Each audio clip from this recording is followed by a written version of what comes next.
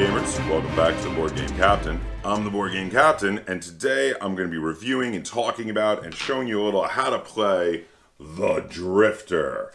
So the Drifter is a print and play adventure game that was designed by Ken Kennedy.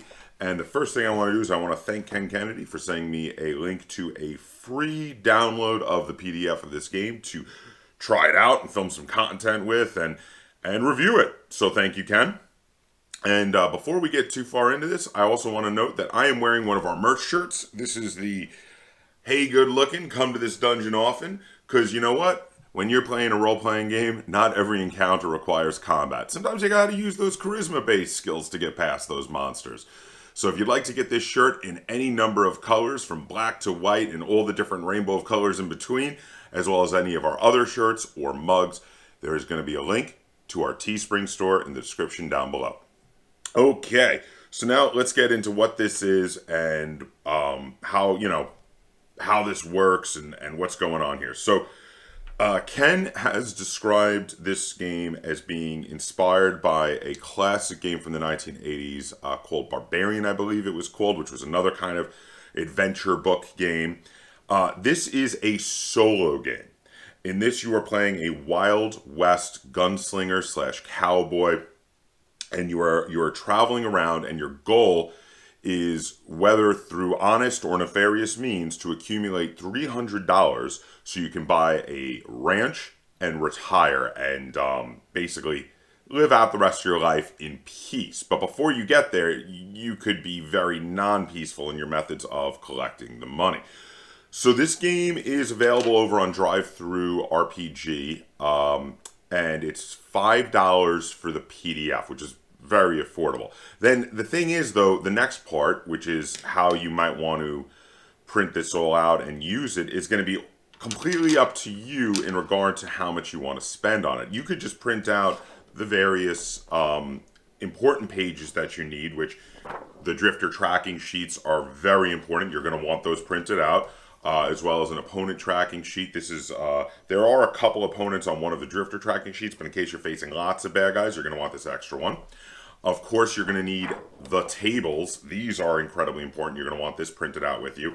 And the map of the Wild West area and all the places you can go, because these have a sort of grid hex reference numbers to all of the spaces. You're going to need that for when you get quests, which they just refer to as points of interest.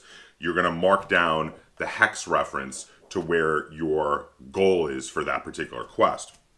Now, you could just print these out on plain paper on your home computer if you wanted to. You could just use some various counters and some pens to mark off the sheets, or pencils better, so you could erase.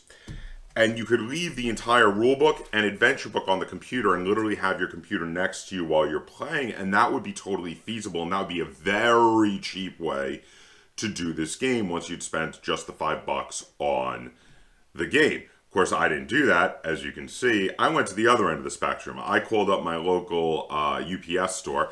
I had the entire rulebook and adventure book printed and spiral bound for me.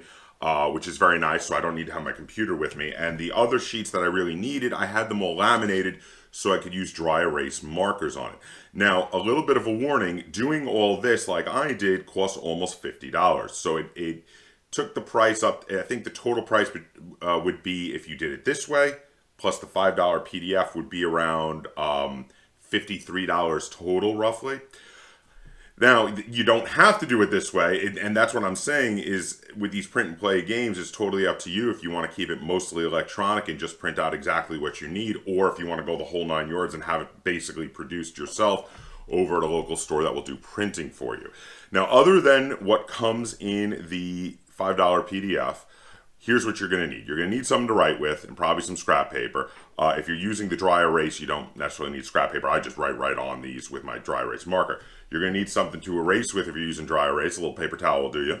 You're going to need something to show where you are on the map. I'm using this little meeple as my cowboy. He is going to show where I am on the hex map.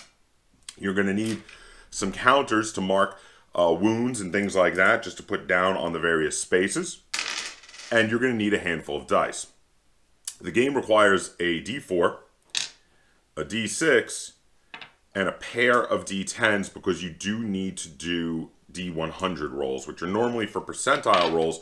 In this case, it's mainly for tables. The main quest table, which is for your encounters, requires you to roll a D100 basically every turn, with rare exceptions. So it is very important that you have a pair of D10s. So before you get this game, be aware you need to have essentially the basic role-playing dice set to be able to play this game is what you're looking for. As long as you've got all that, you're good to go. Once you download it, you can try this out. So now I'm going to run you through a little bit. We're not going to switch views. I'm just going to do it here because it's mostly reading from the book.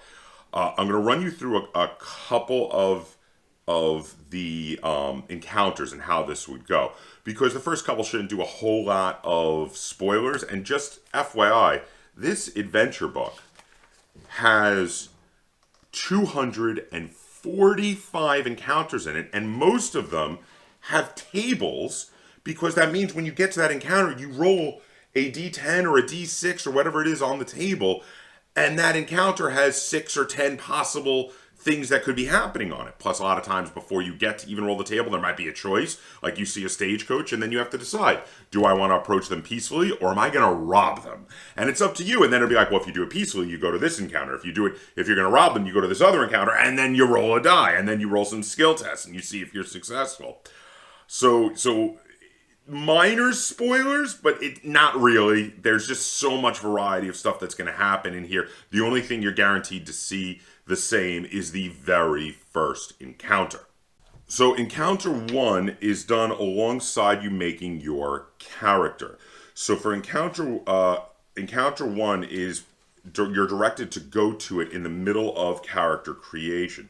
So I'm going to run you through a little bit of how you do the character, and then I'm just going to read encounter 1 and its total once I've told you how you get your character set up. So in regard to the character creation, you start out with no wounds, of course, because you haven't been wounded. So you're going to put a little counter on no wounds, which says that your finesse stat is at 4, which is the best it can be. As you get wounded, once you have 2 points of wounds, it goes down to a 3 and goes all the way down to a 1 before you die. If you die, you lose the game. Again, the goal is to get $300 so you can retire. Now, after the finesse, the next thing you have to do is hunch. Now, hunch can be between 1 and 4. A hunch is a very important skill. It's used a lot. Now, this is told in the rules to be done randomly. It says roll a d4, find out how much hunch you have.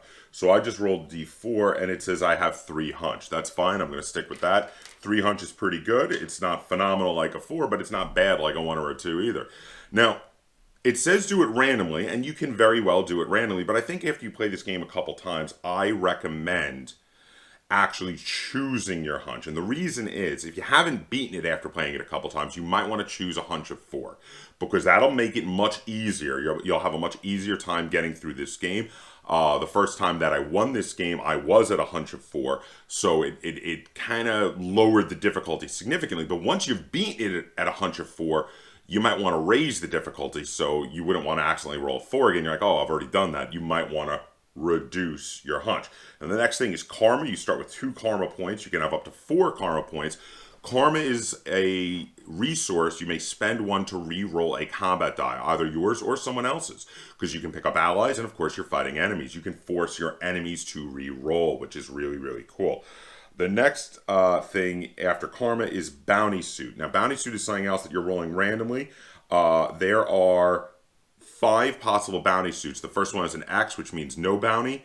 And then it goes clubs, diamonds, hearts, and then spades for low to high on how much of a bounty you start the game with. You roll a die. If you get a 4, you start with no bounty. And every point less than that, you start with a bit of bounty all the way up to a possible starting at hearts, which is very dangerous. Now, this, again, is one of those things it tells you to do randomly. Let's see what it gives me. I got a 1. Which actually is super easy. 1 is super hard. I'm sorry, I got that backwards. 1 is super hard. It means I start with a bounty of hearts. So I'm going to go with that for now, but this is a second thing where I do say that once you've played the game a couple times, this is another place where you can adjust the difficulty manually. And the way you do that is you choose your bounty. So again, the higher the starting bounty, the tougher the game's going to be. The lower the starting bounty, the easier the game's going to be. And the reason for that is you have a different encounter table that you're rolling on. The higher the bounty, the deadlier the encounters are going to be. So that's just, an FYI. It is another place you can really adjust the bounty. Now next you're going to get to roll for some random money and even possible items to start with. This is one place I do recommend keeping it random because it is actually quite fun. So what you get to do is you roll on the X table for the loot table. There's tons of tables on this sheet with lots of cool different things that you get to do. So you roll a 10-sided die and you see how much you start with. So I rolled a 6, which on that table means I start with $1. It is not a very generous table for the X table because, again, like the other suits, it's X, clubs, diamonds, hearts, and spades. The higher you go, the more impressive it is, in this case in a positive manner, unlike the bounty where it's a negative manner.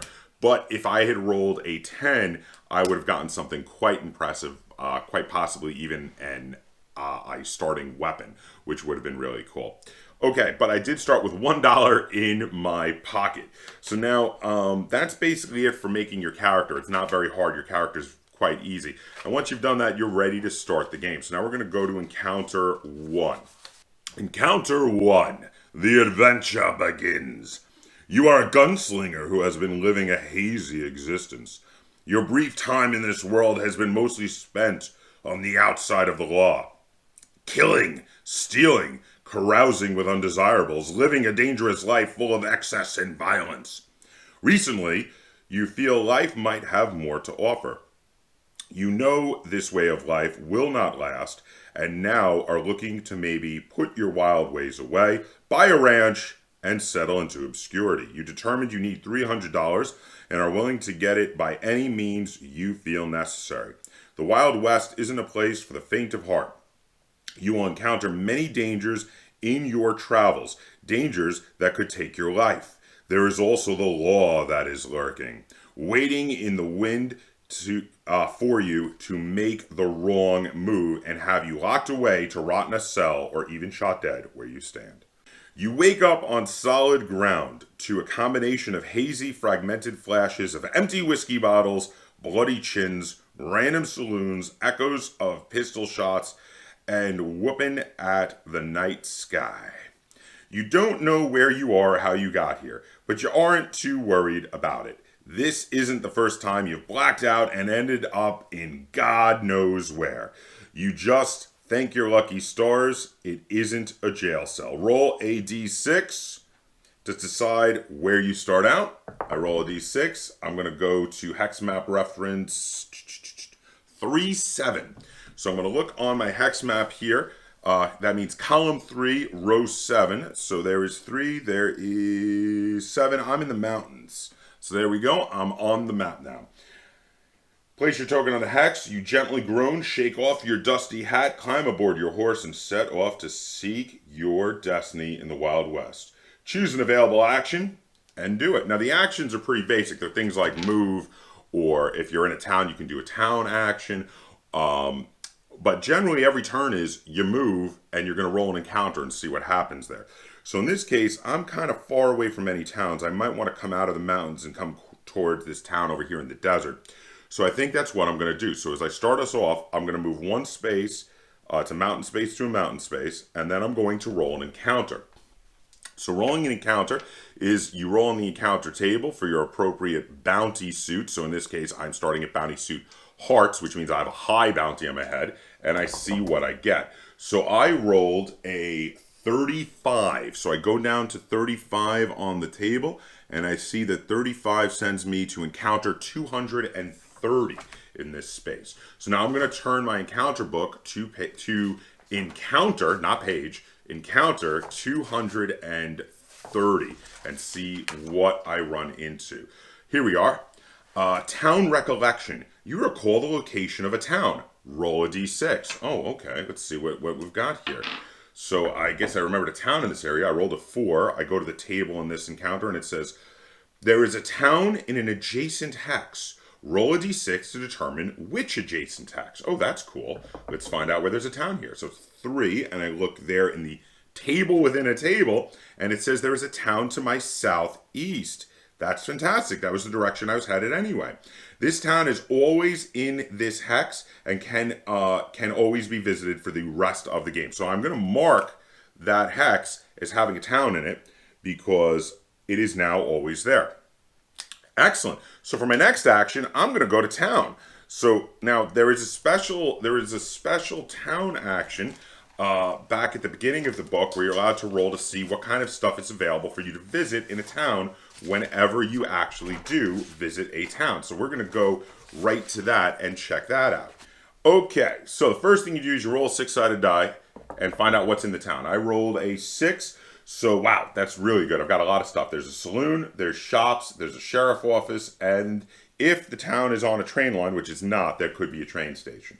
So I think what I'm going to do is I'm going to go to the saloon. So that sends me to table R106. So I roll a 10-sided die. Let's find out what happens in the saloon. I rolled a 4, which sends me to encounter 171.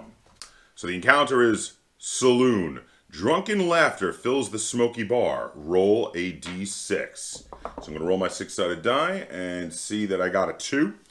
A drunk patron gets in your face. Go to encounter 148. Ooh, let's see what happens. There we are. Bar fight. You get into a fight with a patron. Roll a d6. I got a 1. A marshal intervenes. If your bounty suit is, and mine is all the way down to being hearts, go to encounter 75. Uh-oh, I might be in trouble already. I just started this game and I'm already looking like I am in trouble. So 75, you are imprisoned. If let's see, if you're on a desert hex, we have a table. I'm not. If you're not on a desert hex, roll a d4 for a different prison, for a different event. So I'm gonna roll 4 and see what happens. I got a 2. My prison is in hex 219. So I go to row 2 to 19 and I'm transported to that prison. Okay, now you try to escape. Attempt a hunch skill test with table C, and this is how a lot of skill tests are done. Hunch skill test with table C, spades difficulty, which is the highest difficulty, and it's my hunch -2. So my hunch is 3. So -2 means I only have a hunch of 1. So what means I'm going to do is I'm going to roll a d10. I'm going to add 1 to it and hope to succeed at escaping from this prison. Let's see what happens. So I rolled a 2. I got 1. That's a 3. That's a failure on this table. So I just failed. So if you pass, you would have escaped, but I didn't. So for failure, there is a separate table that you have to roll on again. I roll a 6-sided die, and we're going to see what happens. I rolled a 5. So on that table, an opportunity, I get another opportunity to escape that arose from me failing, and I actually do manage to escape. That was what either a 5 or a 6 got me. So now I will roll on the escape table. So let's find out what happens on the escape table. I roll a 6. You escape with everything you had before you were imprisoned, so I get everything back. That's nice, and I go to event 234. Woohoo! Jailbreak. Gotta love it. Event 234 is the horse I stole, I guess, was very spirited, and it allows me to move on the next action 2 hexes away from where I was to move a little bit more quickly. So I'm going to move 2 hexes away, and I'm going to check for another encounter and see what happens. And this is kind of how this game goes. You roll on tables.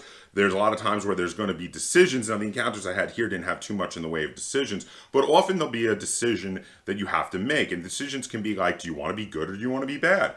For instance, I had referenced before, there is an event where you run into a stagecoach, and your decision is, do you want to be friendly to the stagecoach or do you want to try to rob them? If you're friendly, you'll get things like, you'll get to get karma points, and sometimes you might meet people that might give you a quest. They might say, hey, we're traveling performers and we're going to be performing in a town later. Hey, come to this hex later. And then when you go to that hex, you'll get an automatic event you get to look up rather than doing a random event there. And that will be to complete the quest, and you can have other cool things happen. On the other hand, if you decide to rob them instead, you might have to pass some skill tests. You might have to get into some combat. But if you do, you're going to get a bunch of loot. And of course, loot is money, and money is going to bring you closer to winning because the game ends when you make it alive to $300. So now you play this game until either you die or you make it to $300. And then, you can play again. If you died, you're probably going to play again because you're like, oh, let me get another try at this.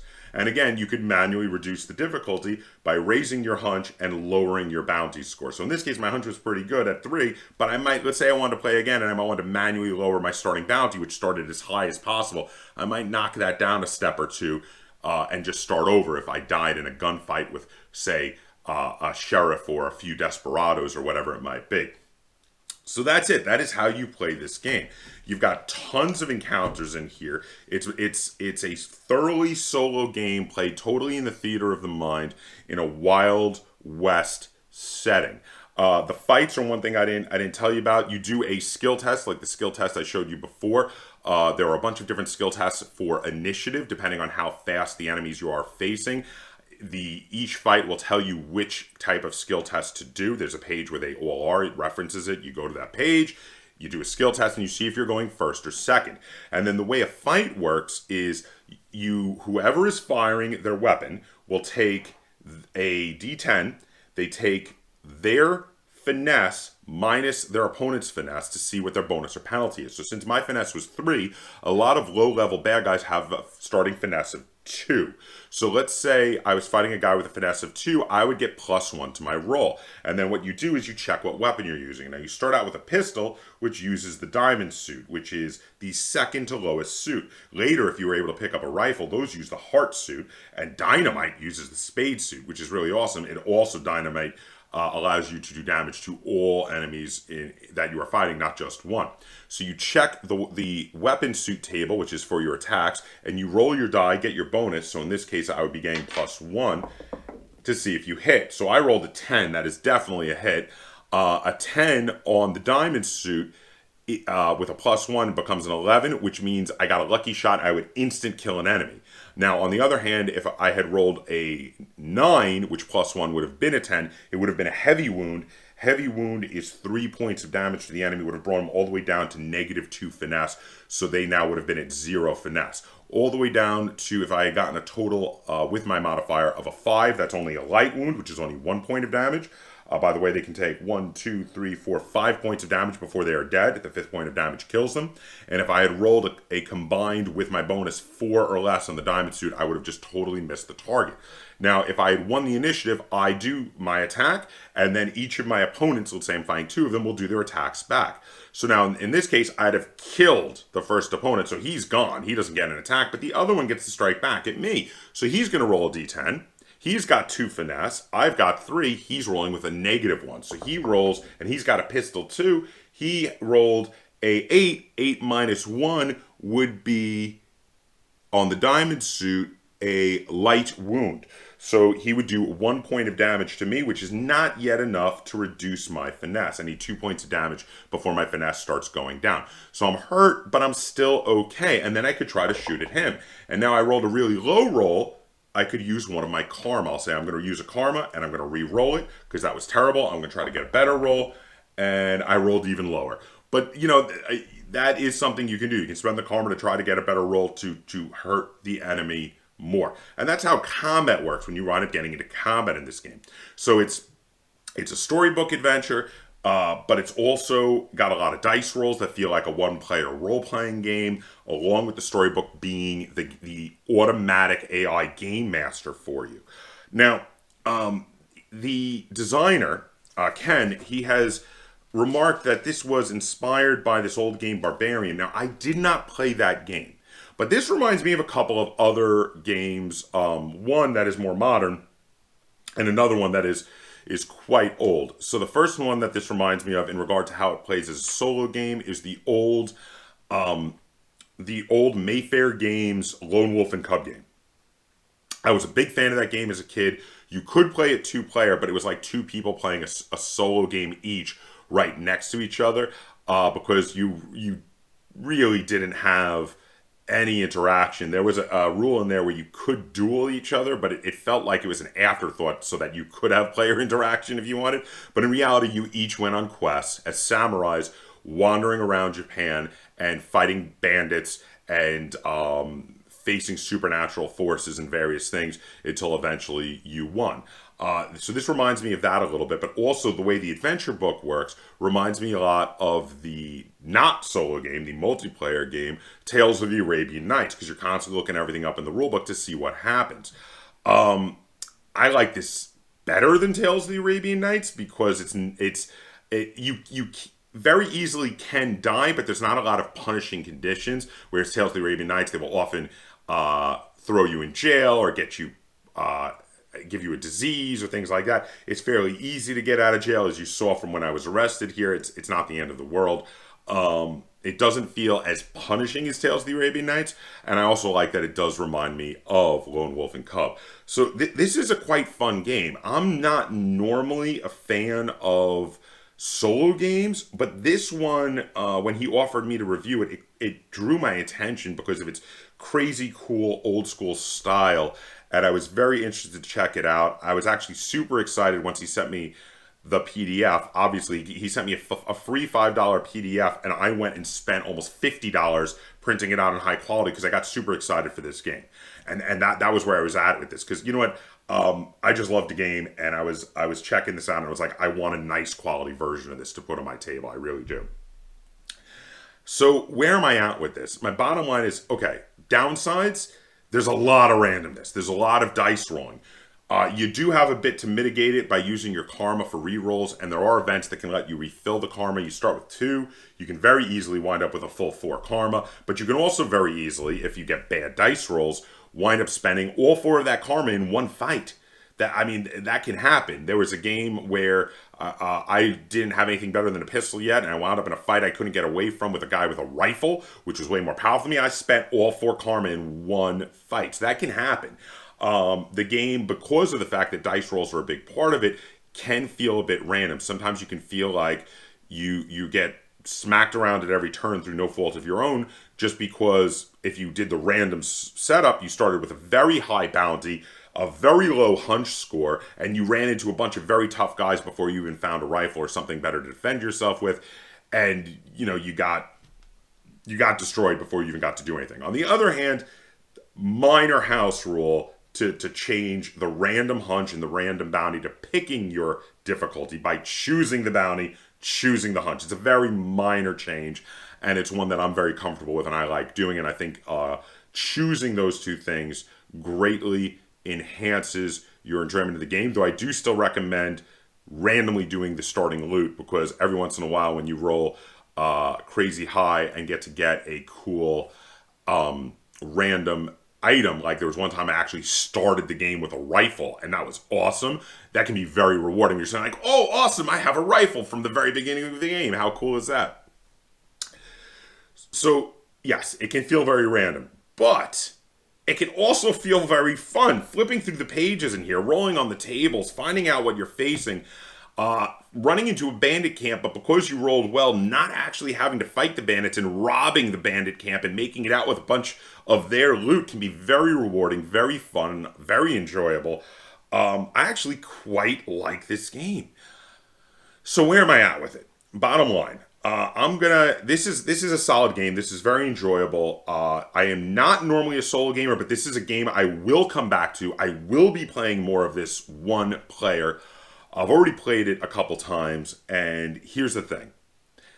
Bottom line, I am going to give The Drifter a 7.5 out of 10 because it is quite enjoyable. I know I'm going to be coming back to it a bunch in the future, and I really think the designer, Ken Kennedy, he did a great job on this. He must have spent incredible amounts of work on all of these encounters, all of these tables, all these various things you can run into, working them all out so they all work without contradictions to each other, because I didn't find any issues while going through these adventures. He put an amazing amount of work, and if you like to support independent game designers, I thoroughly recommend you download this off Drive Through RPG. I'm going to put a link to where you can get it in the description down below, so you can go check it out. And like I said, if you don't want to go crazy like I did and have printed and bound your own versions of the book, etc., you can just download it, play with the book from the computer, print out the important sheets on your home printer and do it that way,